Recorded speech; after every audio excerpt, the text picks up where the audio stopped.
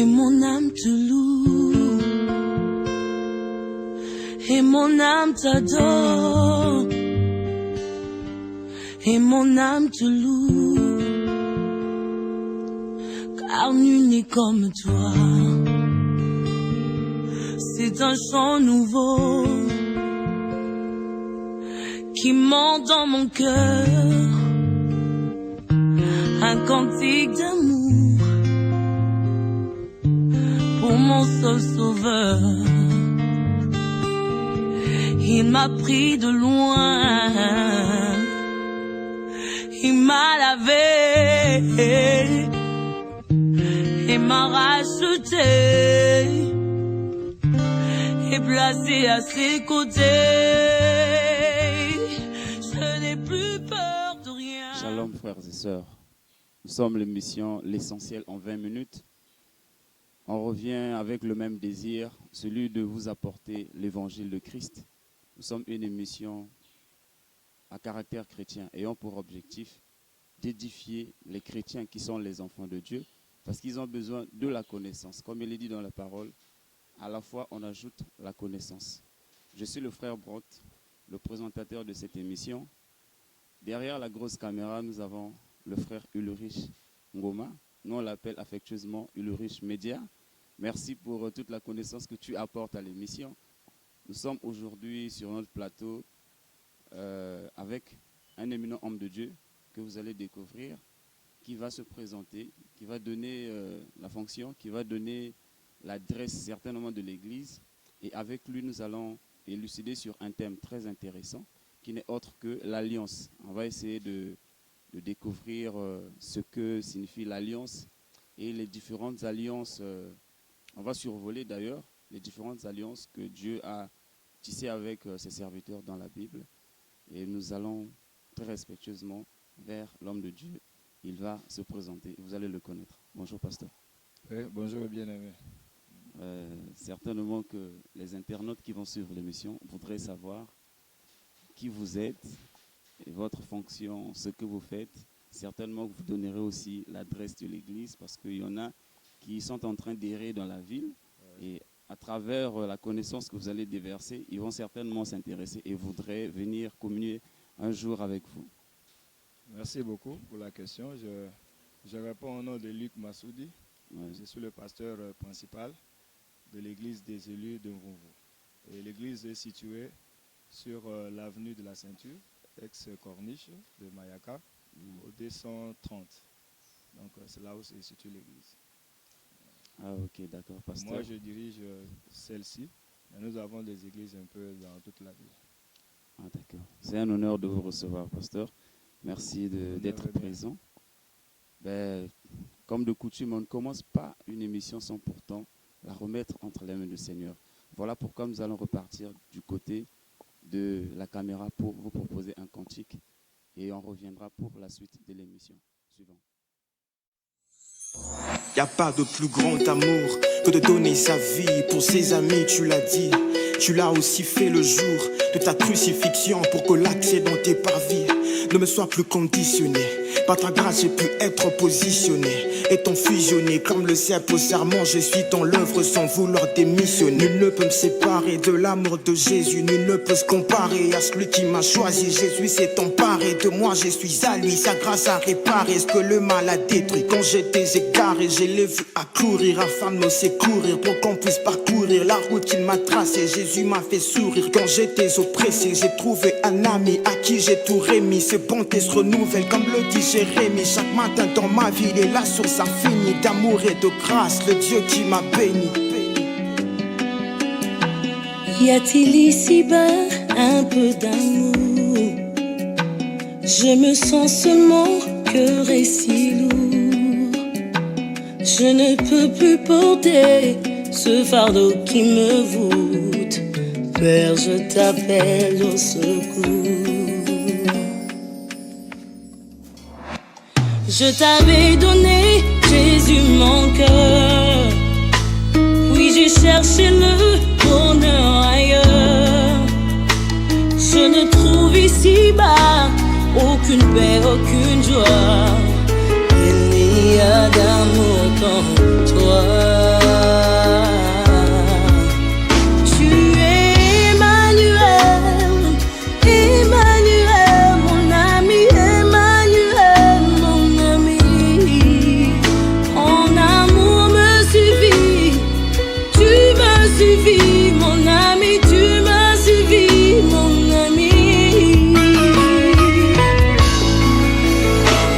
Je t'avais donné, Jésus, mon cœur.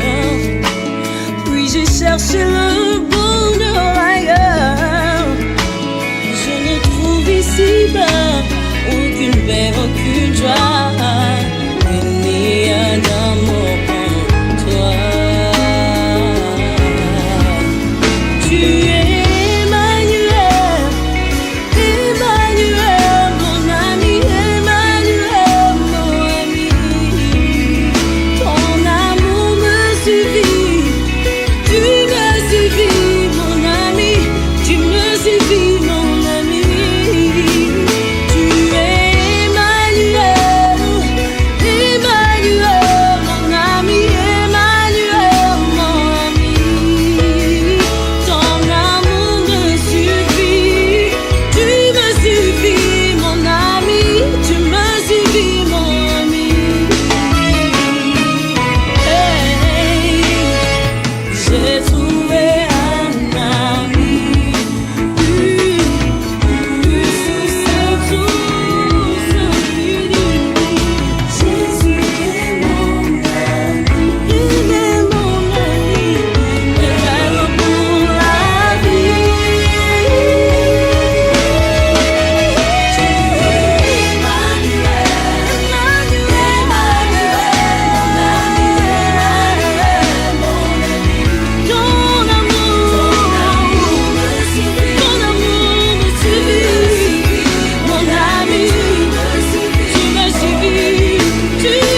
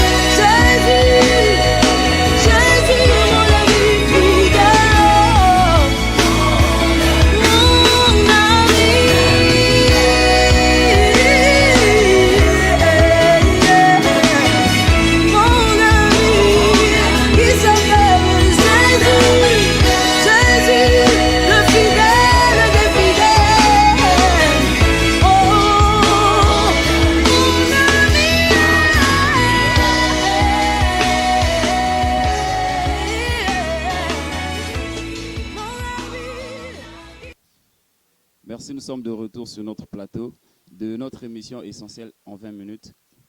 Aujourd'hui, comme il est dit, on va débattre sur le concept l'alliance. Alors, pasteur, comment est-ce qu'on peut définir le terme alliance en général?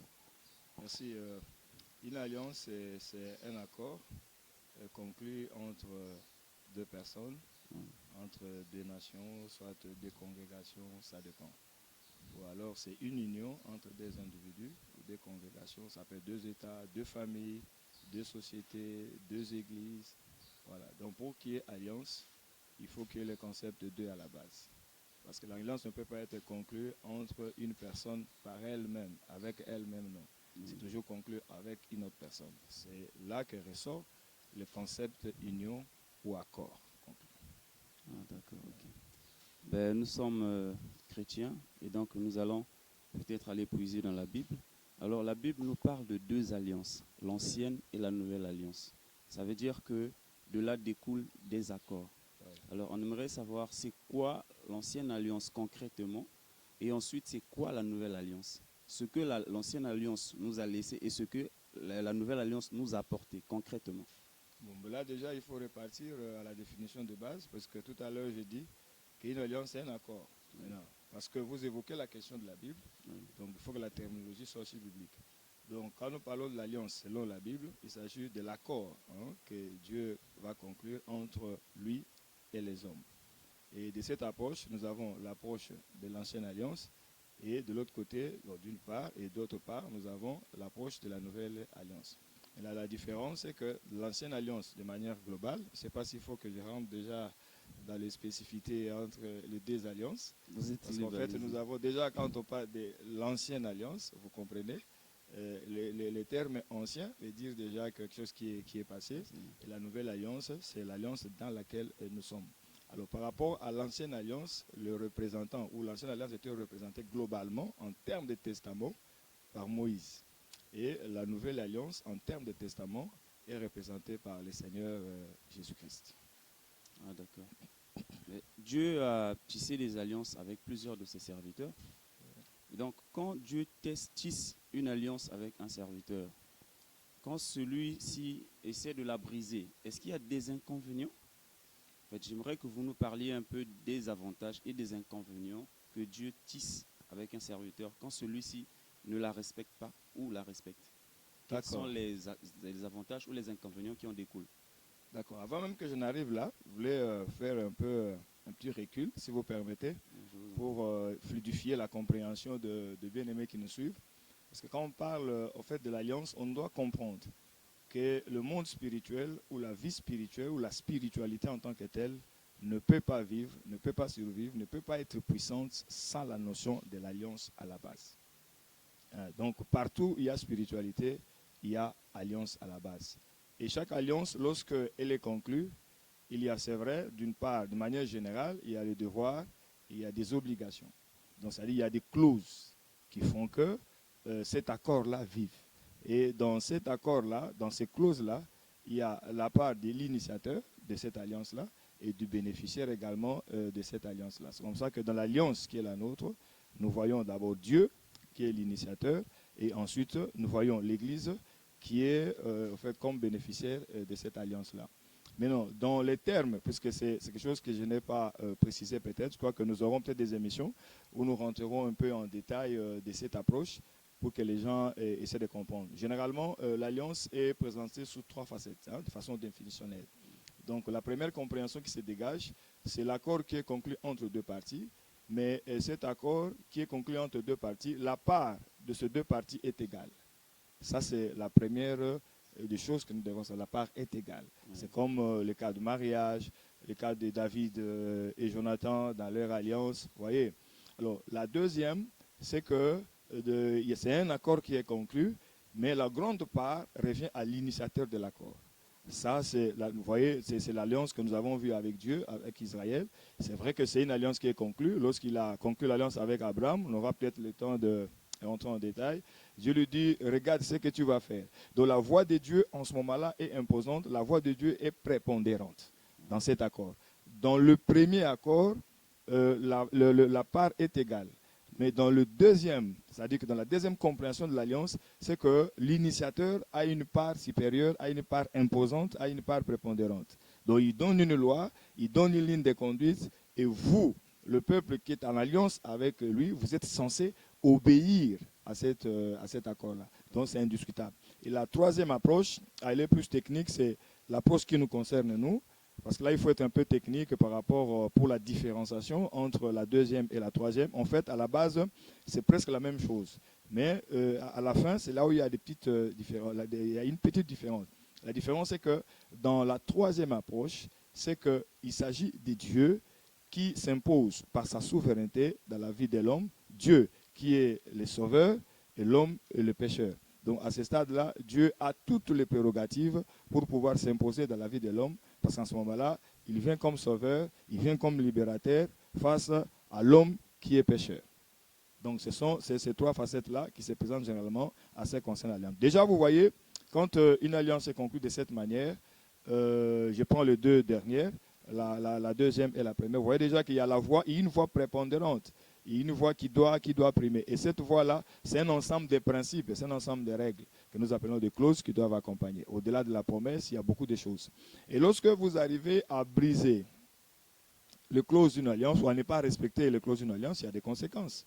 Ne vous en faites pas. Dieu a dit dans Amos 3.3, d'ailleurs il est clair, m'a dit, que deux personnes ne peuvent pas cheminer ensemble s'ils ne se sont pas où elles ne se sont pas accordées. S'il n'y a pas accord. Donc les deux personnes-là, elles doivent d'abord s'accorder avant de cheminer ensemble. Mais l'accord, là, c'est quoi en fait? Il y a des clauses, il y a des devoirs. Nous devons nous entendre sur la manière dont nous allons voir la direction, la destinée, la manière de définir notre destinée, la manière de définir nos intérêts, la manière dont nous allons essayer un peu de concilier le point de vue pour arriver à ce que nous voulons faire ensemble. Donc, obligatoirement, il y a des clauses. Et lorsque vous les violez, il y a des conséquences. Les conséquences, ça peut être rupture de l'alliance, suspension de l'alliance. Ça peut être aussi, ça dépend de la nature de l'alliance. Ça peut entraîner la mort et ça peut entraîner la confiscation de certains biens, puisqu'à l'intérieur des alliances, dans le bénéfice des alliances, il y a de biens, il y a l'héritage, etc. Et donc, lorsque vous violez une alliance, l'héritage peut être hypothéqué. C'est comme ça que dans la Bible, par exemple, Dieu dira, tu perdras ton héritage par ta propre faute. Qu'est-ce que ça dit? C'est-à-dire que Dieu te donne l'héritage dans le cas de l'alliance, mais tu peux arriver à perdre cet héritage-là par ta propre faute. C'est-à-dire que tu violes l'alliance de Dieu, tu violes les clauses. Et en ce moment-là, Dieu a une marge de manœuvre, par exemple, pour pouvoir retarder l'héritage. Voilà. En ce moment-là, c'est toi, par le fait que tu n'as pas respecté les clauses. Donc il y a toujours des conséquences quand on ne respecte pas le protocole qui ont été mis en place pour définir une alliance. Ah, d'accord. Et pasteur, qu'est-ce qu'on peut dire de quelqu'un avec qui Dieu a tissé une alliance, par exemple, en respectant ma parole, en marchant dans la droiture de la parole, vous serez élevé, par exemple, dans un domaine donné. Et ensuite, après avoir été élevé, celui-ci brise l'alliance. Est-ce que forcément, il perdrait tout de suite les avantages qui ont découlé qui découlent de... Ah, d'accord, pasteur. Et pour quelqu'un avec qui Dieu aurait signé un accord, disons par exemple qu'en respectant ma parole, en marchant selon la droiture de ma parole, derrière il y a une bénédiction qui t'attend, par exemple l'élévation professionnelle. Alors, après avoir respecté cette parole, si ce dernier brise l'alliance, est-ce que, ipso facto, il perd tous les avantages que Dieu lui aurait accordés, ou bien il a la possibilité de garder les avantages, quand bien même il aurait brisé l'alliance? Bon, il faut spécifier ici, il faut qu'on soit technique pour que les choses soient bien assimilées. Donc, les clauses sont là, c'est vrai. Mais ça peut arriver dans la marche que l'une des clauses ne soit pas respectée. Ça dépend, soit de manière volontaire, soit de manière involontaire. Quand j'ai dit quand c'est de manière involontaire, là, la question relève à Dieu, qui est l'initiateur de l'appréciation, relève à Dieu, qui est l'initiateur. Il va apprécier les circonstances dans lesquelles une partie ou une clause a été violée. Mais rompre une alliance, ça c'est autre chose. Lorsque vous rompez carrément une alliance, toutes les clauses, tous les bénéfices qui étaient liés à cette alliance-là vont avec cette alliance rompue. Ça c'est tout à fait normal. Nous avons un accord avec vous pour construire une société. Alors moi je mets 100 000 à l'intérieur, vous aussi, vous mettez 100 000. Et donc lorsque on va rompre cet accord, il est tout à fait légitime que chacune des parties puisse récupérer sa part investie. Ça fait normal. Donc lorsque vous rompez un accord, c'est comme ça une alliance. Mais ici, c'est plutôt des erreurs qui peuvent surgir, qui peuvent arriver. Bon, quelqu'un que Dieu a élevé sur la base de la parole, sur la base de l'alliance, parce que dans l'alliance, nous avons des promesses. Hein? Dieu peut dire, voilà, il a dit à Abraham dans Genèse 17, par exemple, lorsque vous lisez, Dieu a promis un certain nombre de choses à Abraham. Il lui a dit, et tu dois être intègre, voilà, tu dois marcher selon mes prescriptions. Voyez. Alors, lorsque vous arrivez à fauter par rapport aux prescriptions de Dieu, c'est à Dieu d'apprécier. Mais sur le plan des principes déjà, lorsque vous fautez, toute faute a droit à une sanction. Mais ça dépend de l'appréciation de celui qui doit sanctionner, suivant la nature de la faute commise. Mais n'est pas toujours à conseiller, parce qu'en fait, la vie spirituelle, comme je l'ai dit au départ, la vie spirituelle est liée au principe de l'alliance. Non seulement la vie spirituelle selon Dieu, mais vous allez voir que la vie spirituelle, sur tous les plans, c'est lié à l'alliance. Et la vie où le monde fonctionne avec les principes de l'alliance. L'alliance rend fort, l'alliance rend puissant, l'alliance sécurise, l'alliance permet qu'il y ait la synergie de force. Parce qu'en fait, l'alliance naît à partir des deux, comme je l'ai dit. Donc, avec un, on ne peut pas parler de l'alliance. Si j'étais le seul homme existant sur terre, on ne parlerait pas d'alliance. Sans Dieu, sans quoi que ce soit, je suis le seul. Et lorsque Dieu était seul, avant de créer, il ne pouvait pas parler d'alliance, il ferait l'alliance avec qui? Mais lorsque Dieu a eu à l'esprit de créer, au-delà du diable, créer l'humain, l'idée de l'alliance est arrivée. En fait, l'alliance, en d'autres termes, c'est quoi?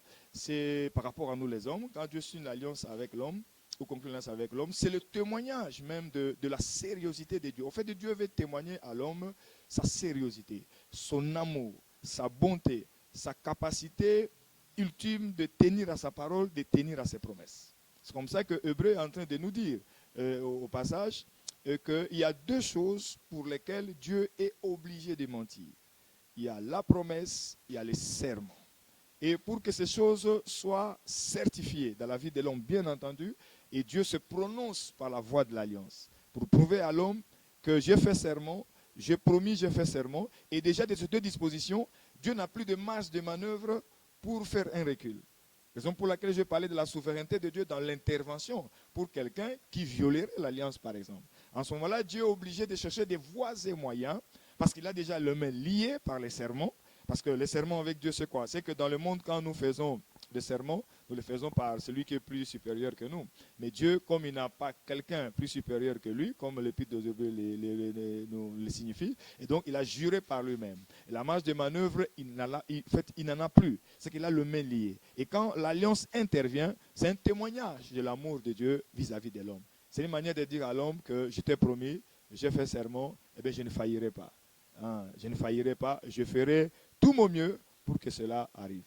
Une faute peut arriver, mais ça peut être réparé.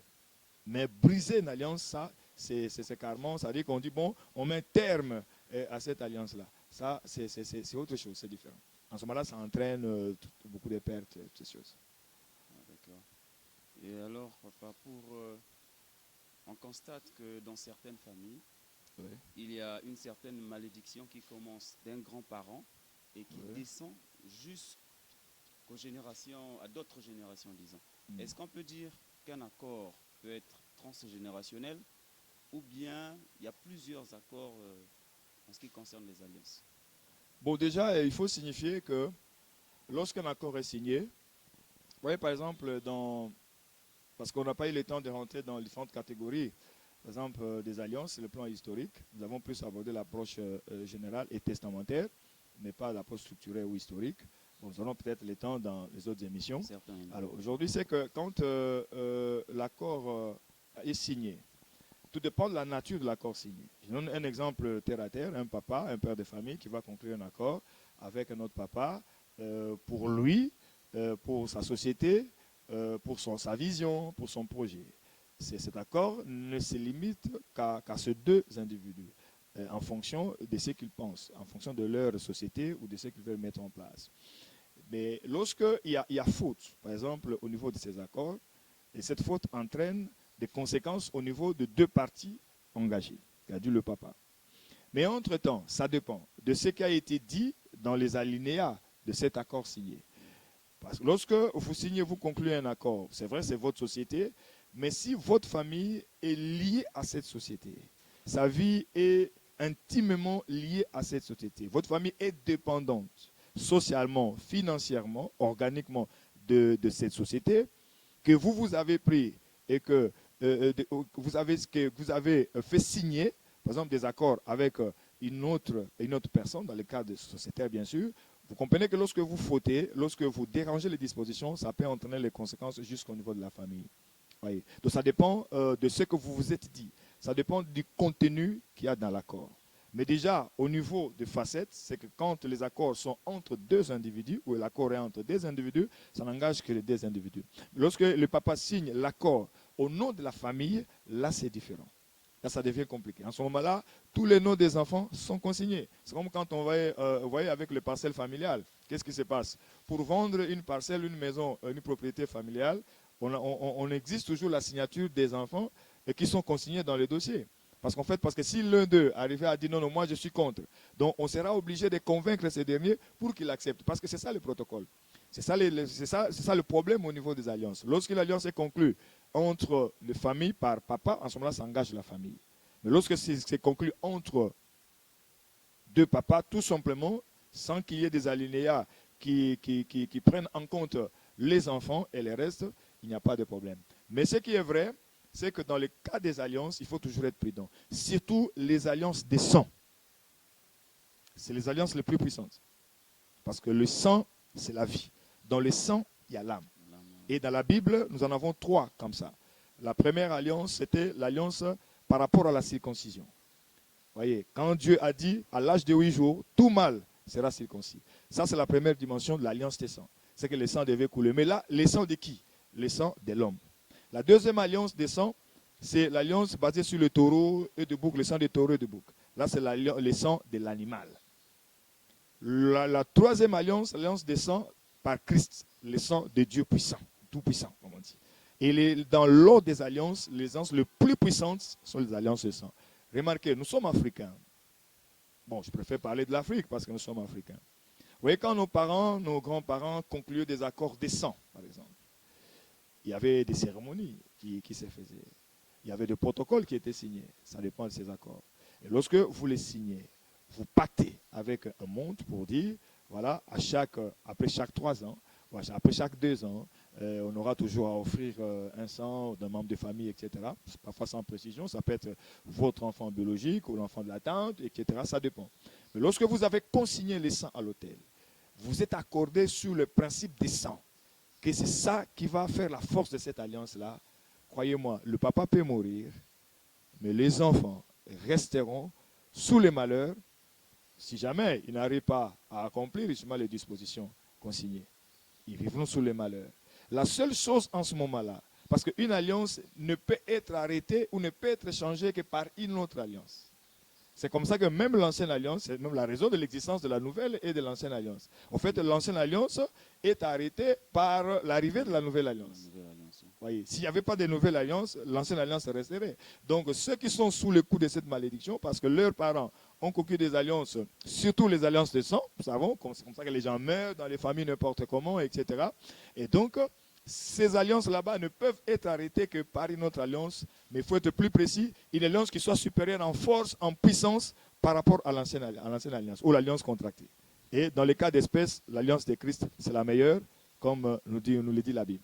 L'alliance la plus excellente, basée non sur le sang des taureaux, de boucs, non sur le sang humain, mais sur le sang du Dieu Tout-Puissant, en qui est logé un esprit éternel. Et voilà pourquoi cette alliance-là est éternelle. Parfaite d'ailleurs, sans défaut. Merci, pasteur. J'espère que les internautes ont compris que l'alliance par excellence, c'est celle qu'on tisse avec Christ. Oui. Bien-aimé, tu as suivi cette émission. En tout cas, fais comme l'a dit le pasteur, cherche à tisser l'alliance avec Christ pour te libérer de certaines choses. Alors, pasteur, nous sommes arrivés à la fin de notre émission. Est-ce que vous auriez quelque chose à préciser concernant le thème à ceux qui regarderont cette émission? Oui, j'aurais quand même quelque chose à préciser parce qu'aujourd'hui, nous avons abordé la question de l'alliance. Je voudrais dire ceci. Premièrement, sur le plan des notions, nous avons qu'une seule alliance, de manière générale, selon la Bible. Mais cette alliance est structurée ou est scindée en 2. C'est-à-dire que l'ancienne et la nouvelle alliance. Alors la question qui peut se poser, pourquoi une alliance, mais pourquoi elle est scindée encore en 2? C'est tout simplement parce que nous n'avons qu'un seul testateur, nous n'avons qu'un seul initiateur. Que ce soit l'ancienne alliance et la nouvelle, c'est Dieu qui en est l'initiateur. C'est vrai que c'est présenté sous 2 facettes, c'est tout à fait normal, parce qu'il s'agit de l'ancienne alliance et de la nouvelle. Et c'est normal que les facettes puissent changer pour essayer un peu de faciliter la compréhension des choses. Mais nous voyons Dieu qui est le metteur en scène. Et à l'intérieur de ces 2 alliances, nous avons des sous-chapitres.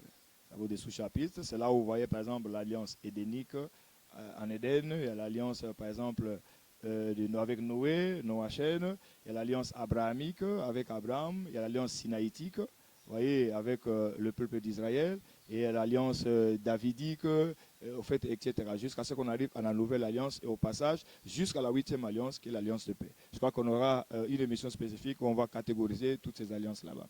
Mais déjà, dans l'Épître aux Hébreux, au chapitre 8, bon, ceux qui peuvent méditer peut-être à la maison, et lorsque vous partez du verset 10 jusqu'au verset 12, vous voyez, on nous donne 4 spécificités de la nouvelle alliance. Je crois qu'on aura le temps peut-être de rentrer à l'intérieur. Je préfère laisser peut-être nos téléspectateurs en fait, sur la soif. Et prochainement, on rentrera sur les 4 spécificités qui sont les 4 bénéfices directs de la nouvelle alliance. Et lorsque vous êtes la nouvelle alliance avec Christ, parce que dans Matthieu 26, le verset 27 à 28 déjà là-bas, lorsque le Seigneur célébrait la Sainte Seine au milieu de la Pâque, voyez, parce que c'était pendant la Pâque, la dernière Pâque d'ailleurs, et il a introduit la notion de la Sainte Seine à l'intérieur. C'est-à-dire il a donné le pain, et après avoir donné le pain, il a donné le vin. Et il a dit quelque chose. Il dit, c'est ce vin que je vous donne, c'est mon sang. C'est la représentation du sang de Jésus-Christ, qui est le sang de la nouvelle alliance, de la nouvelle alliance qui est versée pour vous. Vous voyez, là, il annonçait déjà la nouvelle alliance, dont je parlais tout à l'heure, la 3e alliance des sangs. Et dans l'Épître aux Hébreux, on nous montre spécifiquement cette alliance, parce que déjà, Jérémie, au chapitre 31, le frère Jérémie en avait déjà parlé, quand Dieu avait dit que je conclurai une nouvelle alliance, à partir du verset 31 jusqu'au verset 34, et l'Épître aux Hébreux revient sur cette question. Je prends juste une disposition. Dans cette alliance, Dieu dit que j'écrirai mes lois dans leur cœur. La différence maintenant pour chuter entre l'ancienne alliance technique maintenant et la nouvelle alliance, c'est qu'au-delà du fait que l'ancienne alliance était basée sur le sang des taureaux et des boucs et la nouvelle alliance le sang de Jésus-Christ, la différenciation technique c'est que l'ancienne alliance, les lois n'étaient pas inscrites dans le cœur de l'homme. Les lois étaient inscrites sur les tables et nous connaissons très bien. Mais la différence de la nouvelle alliance, c'est que les lois sont inscrites dans les cœurs. C'est comme ça que l'alliance, la nouvelle, la Bible la typifie ou la nomme d'une alliance plus excellente. Parce qu'en ce moment-là, nous pouvons avoir la facilité de craindre Dieu, de respecter Dieu, de respecter les clauses. Parce qu'en ce moment-là, les lois ne sont plus sur la table, ne sont plus au dehors de l'homme, mais c'est à l'intérieur de l'homme. C'est une force spirituelle que Dieu a déposée dans le cœur de l'homme. Ça, c'est un bénéfice que Dieu a donné dans le cadre de la définition de la nouvelle alliance. Et au-delà de ça, il y en a encore beaucoup où Dieu dit « Je pardonnerai leur iniquité ». Donc nous avons le pardon en permanence. C'est pourquoi je vous ai dit, les mains de Dieu sont liées par l'alliance qu'il a faite. Il est obligé de mobiliser les forces et les ressources qu'il faut pour que sa parole reste infaillible. Ah d'accord. Nous sommes bénis, très bénis d'ailleurs par l'intervention du pasteur. Tous nous avons compris que l'alliance par excellence, c'est la nouvelle alliance. Car là, Dieu inscrit carrément les lois dans nos cœurs. Et quand quelque chose est inscrit dans le cœur, je ne vois pas comment est-ce qu'on va l'oublier. On ne va pas l'oublier aussi facilement parce qu'à chaque fois qu'on faute, il y a toujours un petit rappel. C'est un souvenir, voilà, dans la conscience. Donc, merci, pasteur. C'est moi qui vous remercie. Le terme alliance est un terme très large et pour lequel on ne peut pas donner tous les détails en une seule émission. Oui. Certainement que nous allons revenir vers vous pour que vous nous donniez en détail tout ce qu'il faut, tous les accords qui ont été tissés dans l'Ancien Testament et dans le Nouveau Testament, mais certainement dans des jours à venir, si Jésus ne revient pas, nous reviendrons vers vous.